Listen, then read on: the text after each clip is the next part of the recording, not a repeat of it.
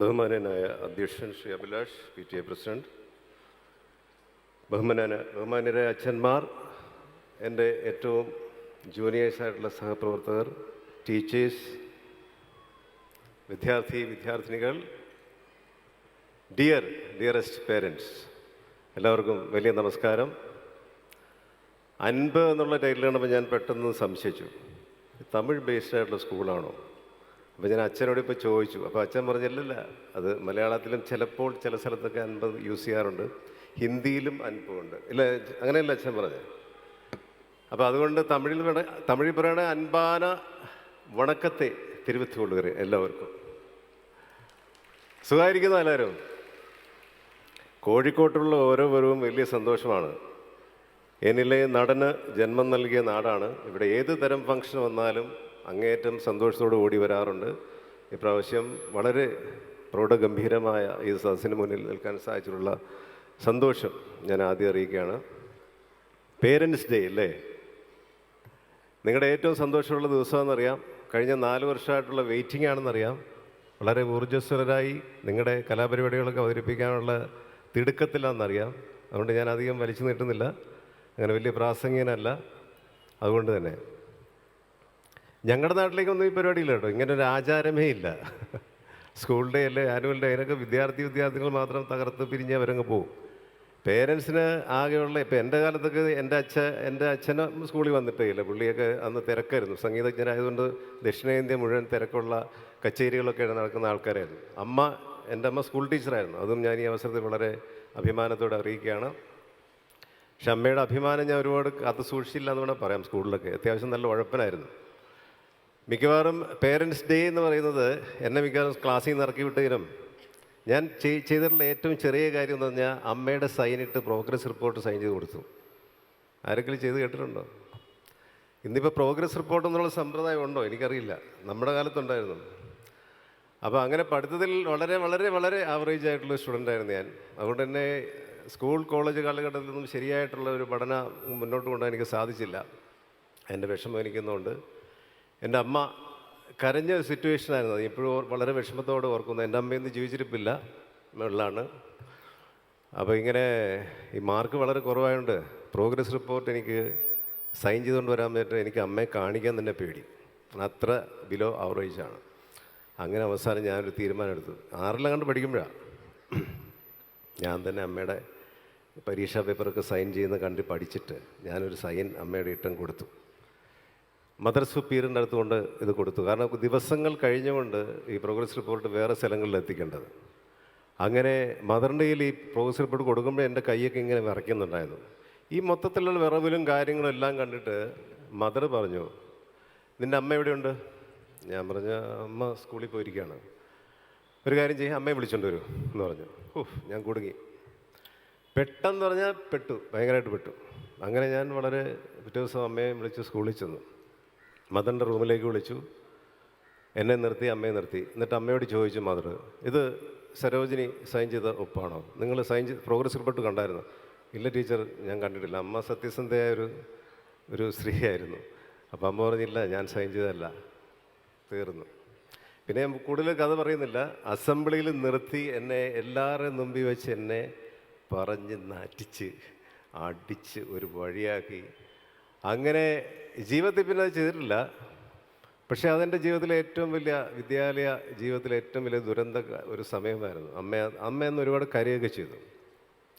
പക്ഷേ അതേ അമ്മയെ തന്നെ ഞാൻ next year Kottayam Saint Joseph സ്കൂളിലാണ് കേട്ടോ, സെൻറ്റ് ജോസഫ്സ് കോൺവെൻറ്റ് സ്കൂൾ, അവിടെ പഠിക്കുമ്പോഴാണ്.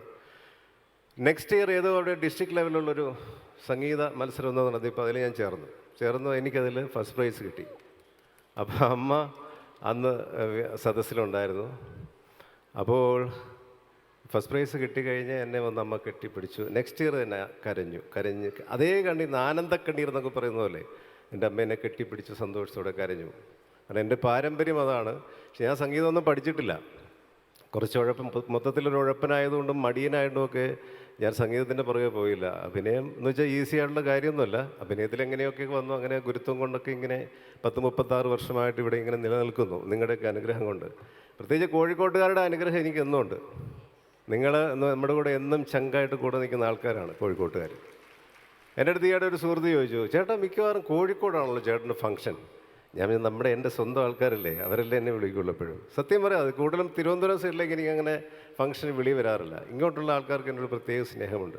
കാരണം ഇവിടുത്തെ മണ്ണിൽ വളർന്ന ആളാണ് കുട്ടൻ നമ്പുരാൻ. ഇവിടുത്തെ മണ്ണിൻ്റെ ഒരു ക്യാരക്ടറായിരുന്നു അസുരവംശത്തിലെ പാളയം മുരുകൻ. അങ്ങനെ കോഴിക്കോടിൻ്റെ മണ്ണിൻ്റെ പല കഥാപാത്രങ്ങളും എനിക്ക് അഭിനയിക്കാനുള്ള ഭാഗ്യം ഉണ്ടായിട്ടുണ്ട്. അതുകൊണ്ട് കോഴിക്കോടിനോട് എനിക്കും സ്നേഹമാണ്, നിങ്ങൾക്കും എന്നോട് നല്ല സ്നേഹമാണെന്നാണ് എൻ്റെ വിശ്വാസം, അല്ലേ? അത് കേട്ടാൽ മതി, സന്തോഷം. അപ്പം എനിക്ക് തോന്നുന്ന ഈ പാട്ടായിരുന്നു ഒന്ന് പാടിയെന്ന് തോന്നുന്നു. അമ്മ എന്നെ സന്തോഷത്തോടെ കെട്ടിപ്പിടിച്ച പാട്ടെന്ന് പറയുന്നത്, 14 രാവുദിച്ചതു മാനത്തു കല്ലായി കടവത്തു, പനിനീരിൻ പൂവിരിഞ്ഞതു മുറ്റത്തോ കണ്ണാടി കവിളത്തോ, 14 രാവുദിച്ചതു മാനത്തു കല്ലായി കടവത്തു, പനിനീരിൻ പൂവിരിഞ്ഞതു മുറ്റത്തോ കണ്ണാടി കവിളത്തോ. ഈ പാട്ടായിരുന്നു അന്ന് പാടിയത്. അതിനു മുമ്പ് ഞാനൊരു വേറൊരു പാട്ടൊരു ക്ലാസ് മീറ്റിങ്ങിൽ പാടി. ഞാൻ ജീവിതത്തിൽ ആദ്യമായിട്ട് സ്കൂളിലൊരു ക്ലാസ് മീറ്റിങ്ങിൽ ആദ്യമായിട്ട് പാടുന്നത്. ആ പാട്ടിൻ്റെ വരികൾ ആലോചിച്ചിട്ട് എനിക്ക് ഇന്ന് ഭയങ്കര ചമ്മലാണ്. കാരണം ടീച്ചറും കുറച്ച് നമ്മുടെ സ്റ്റുഡൻസ് മാത്രമുള്ളൊരു സദസ്സിലാണല്ലോ ഇത് പാടുന്നത്, ക്ലാസ് മീറ്റിങ്ങല്ലേ. അപ്പോൾ അതിൻ്റെ അകത്ത് വരികൾ ഇപ്പോൾ ആലോചിക്കുമ്പോൾ ടീച്ചർ എന്നെ ഇങ്ങനെ അന്തം വിട്ട് നോക്കുന്നുണ്ടോ, ഇവൻ എന്തൊക്കെയാണ് പാടുന്നത്. നിങ്ങൾക്ക് ഇപ്പോൾ കേൾക്കാൻ മനസ്സിലാവും. ഇതായിരുന്നത്, മുഖക്കുരു മുളയ്ക്കുന്ന കവിളിലെ കസ്തൂരി നഖക്ഷതം കൊണ്ടു ഞാൻ കവർന്നെടുക്കും, അധരം കൊണ്ടധരത്തിൽ അമൃതു നിവേദിക്കും, അസുലഭ നിർവൃതി അറിഞ്ഞു ഞാൻ. നല്ല പിടികിട്ടിയോ? എന്തൊരു മോശം ഞാൻ പാടിയതല്ലേ. ടീച്ചർ അന്തം വിട്ട് ഇവൻ എന്തൊക്കെയാണ് പാടുന്നത്. അവർക്ക് തന്നെ ഒരു ചളിപ്പുണ്ടായി കാണും. അപ്പോൾ അങ്ങനെ ആകെപ്പാടെ 2 വേദിയിലാണ് ഞാൻ സ്കൂൾ കോളേജ് മൊത്തത്തിലെടുത്താൽ പാടിയിട്ടുള്ളത്. പാട്ടിൽ അത്യാവശ്യം ചെറുതായിട്ടൊക്കെ പാടുമെങ്കിലും ഭയങ്കര ഇൻട്രോവേർട്ടായിരുന്നു, ഇൻഹിബിഷനൊക്കെ ആയിരുന്നു. എനിക്ക് സ്റ്റേജ് ഫിയർ ഭയങ്കരമായിരുന്നു. അങ്ങനെ എൻ്റെ കോളേജ് കാലമൊക്കെ കഴിഞ്ഞ് പിന്നെ സിനിമയിലെത്തി നിങ്ങളെല്ലാവരും എന്നെ ഈ പാടിച്ചു തുടങ്ങിയപ്പോഴാണ് എൻ്റെ ഈ പാട്ടൊക്കെ ഞാൻ ശരിക്കും ഈ അടുത്ത കാലത്ത് മീൻസ് ഒരു 10-15 വർഷമായുള്ളൂ ഇങ്ങനെ ആൾക്കാർ പാടിച്ച് എവിടെ ചെന്നാലും പാട്ടാണ്. പണ്ടൊക്കെ വേദിയിലേക്ക് ക്ഷണിക്കുമ്പോൾ പ്രശസ്തനായ നടൻ മനോജ് കെ ജയനെ വേദിയിലേക്ക് ആനയിക്കുന്നു. ഇപ്പം അങ്ങനെയല്ല, പ്രശസ്ത നടനും ഗായകനുമായ മനോജ് കെ ജയനെ അടുത്തതായി വേദിയിലേക്ക് ആനയിക്കുന്നു. അതിനൊക്കെ കാരണം നിങ്ങളാണ് കേട്ടോ. അപ്പം അങ്ങനെ ഒരു ലെവലിലൂടെ എനിക്ക് എത്തിയിട്ടുണ്ട്. അപ്പോൾ ഇവിടെ വരുമ്പോൾ എന്നോട് പറഞ്ഞിരുന്നു, നിസാർ നമ്മുടെ സുഹൃത്താണ് നിസാർ, എൻ്റെ സഹപ്രവർത്തകനാണ്, വർഷങ്ങളായിട്ടുള്ള സൗഹൃദമുണ്ട്. നിസാർ ഇവിടുത്തെ ഒരു പേരൻ്റാണ്.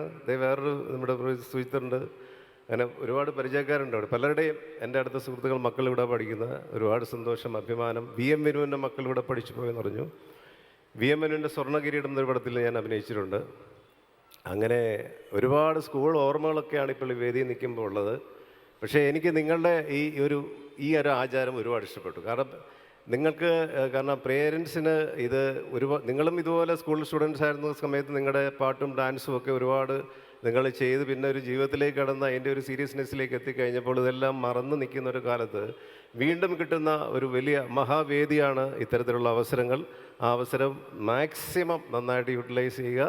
നിങ്ങളൊക്കെ അത് ഇവിടെ തകർക്കുന്ന ആൾക്കാരാണെന്ന് ഞാൻ നേരത്തെ അറിഞ്ഞു. ഭയങ്കരമായ പെർഫോമൻസ്, പാട്ടും ഡാൻസും ഒക്കെ തകർക്കുന്ന ആൾക്കാരാണെന്ന്. ജീവിതത്തിലുടനീളം അത് തുടരുക. പേരൻസ് ഡേ ആയിട്ട് ഇല്ലെങ്കിലും ഉണ്ടെങ്കിലും ആ ടാലൻസ് എപ്പോഴും മരണം വരെ ഉണ്ടാവട്ടെ എന്ന് പ്രാർത്ഥിച്ചുകൊണ്ട് ഈ ഒരു വേദിയിൽ എനിക്ക് വരാൻ സാധിച്ചിട്ടുള്ള അങ്ങേരത് സന്തോഷം അറിയിച്ചുകൊണ്ട് എന്നെ ക്ഷണിച്ചതിനുള്ള നന്ദി അറിയിച്ചുകൊണ്ട് ഈ വർഷത്തെ നിങ്ങളുടെ പേരൻസ് ഡേ വളരെ ഔപചാരികമായി ഞാൻ ഉദ്ഘാടനം ചെയ്തതായി അറിയിക്കുന്നു. നന്ദി, നമസ്കാരം, താങ്ക് യു.